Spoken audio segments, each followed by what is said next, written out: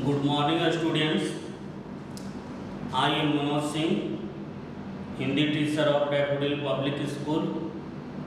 मैं आज आप लोगों को क्लास 7 का चैप्टर 5 मनुष्य को कितनी जमीन पाठ पढ़ाने जा रहा हूँ। आप समझ रहे होंगे कि एक तरह से कहे कि क्वेश्चन पूछा जा रहा है कि मनुष्य को कितनी जमीन चाहिए। तो मनुष्य को कितनी जमीन चाहिए, तो इसका आंसर है मनुष्य को केवल 3 गज जमीन चाहिए। अब इस चैप्टर को पढ़ने से पहले थोड़ा सा हम लोग जानकारी ले लें इस चैप्टर से संबंधित बातें में। पठन पूर्व बोध में कि मनुष्य तथा कुछ अन्य जीव जंतु चाहे वह पंछी हो, सब में लालच की प्रवृत्ति विशेष रूप से पाई जाती है, परंतु उसकी एक सीमा होनी चाहिए। अगर लालच की सीमा अधिक हो जाती है तो कभी कभी हमारे लिए हानिकारक भी होता है। धन संपत्ति और जमीन जीने के लिए आवश्यक है, लेकिन केवल इसके लिए ही जीना बुद्धिमानी की बात नहीं है। मनुष्य को अपने विवेक का प्रयोग करना चाहिए, और जब मनुष्य अपने विवेक का अगर प्रयोग करते हैं तो लालच की प्रवृत्ति पर अंकुश लगाना चाहिए, अन्यथा परिणाम इसका बहुत ही बुरा हो सकता है।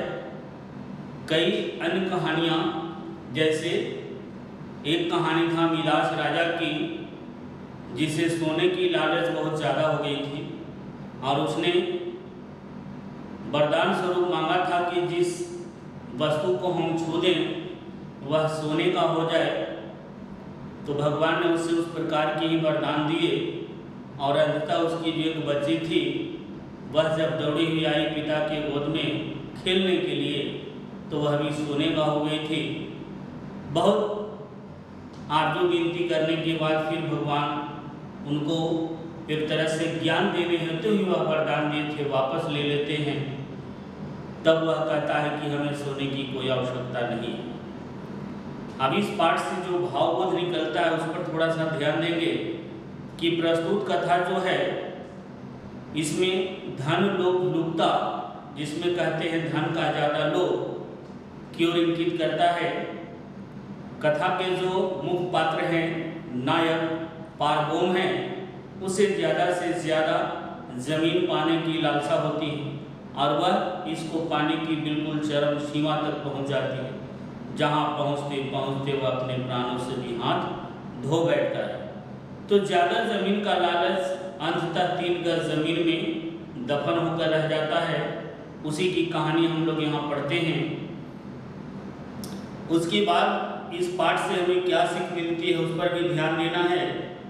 तो इस पाठ से हमें अधिक लालच नहीं करना, अपना सुख चैन भूलते हुए केवल संपत्ति संचय करने की जो प्रवृत्ति है उसे हमें दूर रहना चाहिए, और अपनी स्थिति आपकी जैसी भी हो उसमें आप संतुष्ट रहें, और यह समझें कि सुख शांति संपत्ति से नहीं होती है बल्कि आत्मसंतोष से होती है। कहानी शुरू करते हैं, इस पर थोड़ा ध्यान दीजिएगा कि एक गांव में पारगोम नाम का एक किसान रहता था।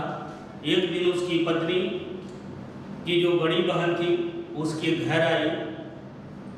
वह शहर में रहती थी, उसका पति व्यापारी था। उसने पारगोम की पत्नी से अपने शहरी जीवन की प्रशंसा करते हुए कहती है कि शहर में अपने पति और बच्चों के साथ अक्सर घूमने और स्केटिंग करने में जाती हूँ। पारगोम की पत्नी को शहर की प्रशंसा अच्छी नहीं लगी। उसने भी अपने गांव के जीवन की प्रशंसा करते हुए कहती है कि हमारा जीवन तुम लोगों के जीवन से कहीं अच्छा है। तुम लोगों के पास बहुत सा धन है, परंतु तुम बहुत बुरी स्थिति में भी फंस सकते हो। व्यापार का क्या ठिकाना है, कब व्यापार में घाटा हो जाए, परंतु हम लोगों के साथ ऐसी बात नहीं है। हम किसान बहुत धनी तो नहीं हैं, लेकिन ज़रूरत की जितनी भी चीज़ें हैं उन सभी चीज़ों की जो कमी होती है उसे हम लोग पूरा कर लेते हैं, अर्थात जरूरत की जो भी चीज़ें होती है उसकी कमी नहीं पड़ती है। बड़ी बहन उसकी बात को सुनती है तो तुरंत उसकी बात को काट कर बोलती है कि तुम लोगों के पास गाय बैल और बछड़ों को छोड़कर रखा ही क्या है? ना पहनने के लिए अच्छे कपड़े हैं, ना अच्छे लोगों के साथ है। तुम्हारा पति चाहे कितनी मेहनत क्यों न कर ले, लेकिन तुम लोग इस मिट्टी के घर में ही रहोगे और अंत में एक दिन इसी मिट्टी के घर में मर भी जाओगे। यह सुनकर जो उसकी छोटी बहन है अर्थात पार्वोम की पत्नी कहती है कि ऐसी बात नहीं है, हम लोग तुम लोगों से अधिक सुखी हैं, हमारे खेत हमारे अपने हैं, हमें किसी के आगे झुकना नहीं पड़ता है। शहर का वातावरण ठीक नहीं है और यह भी बात बिल्कुल सही कहती है कि आज शहर में चोरी डकैती लूट मार सब जगह और है, लेकिन देहात में सबसे थोड़ा दूर है। कहते हैं कि कभी भी तुम्हारे पति को जुए या शराब की आदत पड़ सकती है और तुम्हारा जीवन बर्बाद हो सकता है। पार्वोम इन दोनों की बातों को बहुत ध्यान से सुन रहा था। उसने पास आकर अपनी पत्नी का पक्ष लेते हुए कहता है कि दीदी ने अपने खेतों में बचपन से ही काम में लग जाते हैं।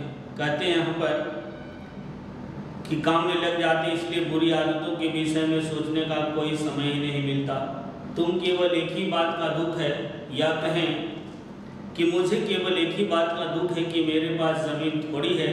यदि मेरे पास थोड़ी सी और ज़्यादा ज़मीन होती, अधिक ज़मीन होती, तो फिर मुझे कोई भी चीज़ की चिंता नहीं होती। इसी बातचीत में काफ़ी समय बीत गया, इसलिए दोनों बहनें फिर आगे रसोई में खाना बनाने के लिए चली जाती हैं। पार्वोम के घर के पास एक महिला रहती थी। एक दिन उसने ऐलान किया कि वह अपनी ज़मीन जो पार्वोम के बिल्कुल बगल में रहती है, अपनी ज़मीन बेचना चाहती है। गांव के अन्य किसान के साथ साथ पार्वोम ने भी उसकी थोड़ी सी ज़मीन खरीदी क्योंकि वह औरत बेच रही थी। अब यहाँ है कि ज़मीन यह भी थोड़ा सा खरीदता है, तो इसके अतिरिक्त उसने अपने एक रिश्तेदार से भी थोड़ी सी ज़मीन खरीद ली। अब इसके पास थोड़ा सा ज़मीन और बढ़ जाता है। अब पार्वोम मेहनत करके काफ़ी अनाज पैदा करने लगा और उसे खूब सारा पैसा इकट्ठा कर लिया, क्योंकि ज़मीन ज़्यादा हो गई, मेहनत करने लगे और मेहनत करने से जो उसके पास ज़मीन बढ़ गई उससे। एक दिन पार्वोम के घर एक किसान आया। उसने पार्वोम को बताया कि रूस का जो प्रसिद्ध वोल्गा नदी है, उस नदी के उस पास एक नई बस्ती बसाई जा रही है। वहाँ जो भी रहने वाले लोग होंगे या बसने वाले लोग होंगे, हर आदमी को 10 बीघा ज़मीन मुफ्त में दी जाएगी रहने के लिए। उस ज़मीन में बहुत अच्छे पैदावार होती है। कुछ समय पहले वहाँ एक गरीब आदमी गया था जिसके पास आज ज़मीन का कोई कमी नहीं है। गेहूँ पैदा कर वह 5000 रूबल कमा लिए थे। ऐसे लोग लालच की बात करके यहाँ पर पार्वोम को एक तरह से दिग्भ्रमित किया जा रहा है। यह खबर सुनकर पार्वोम की आंखें खुशी से बिल्कुल आश्चर्य से फैल गई। उसने सोचा कि उसे भी वहाँ जाना चाहिए, क्योंकि वहाँ कम से कम 10 बीघा ज़मीन मुफ्त में मिल जाएगा और जल्दी से जाकर वह वहाँ बस जाना चाहता था। वह बड़े उत्साह से वहाँ पहुँचा। उसके परिवार में कुल 5 लोग थे, इसलिए उसे 50 बीघा ज़मीन मुफ्त में मिली। वह उसके गांव की ज़मीन की तुलना में 2 गुनी थी। वह इस ज़मीन में गेहूँ पैदा करके बेचने लगा। धीरे धीरे उसके पास काफ़ी पैसा इकट्ठा हो गया। चूँकि एक आदमी पर 10 बीघे ज़मीन मिलते थे और इसके परिवार में 5 लोग थे तो 50 बीघा ज़मीन हो गई। लेकिन अभी भी पार्वोम पूरी तरह से संतुष्ट नहीं था, वह और भी ज़मीन चाहता था। एक दिन उसने एक व्यापारी से ठेके पर कुछ ज़मीन ले ली। उस ज़मीन पर भी गेहूं की काफ़ी अच्छी फसल हुई और उसने खूब पैसा कमाया। जिस प्रकार से आज गांव देहातों में जिसके पास ज़मीन नहीं होती वो बटेदार लेते हैं, ठेका में लेते हैं या बटैया ले लेते हैं और खेती करते हैं, उसी तरह से अब वह ठेके की ज़मीन से खुश नहीं था। वह चाहता था कि इतनी ही ज़मीन उसके पास और होनी चाहिए जितना ज़मीन वह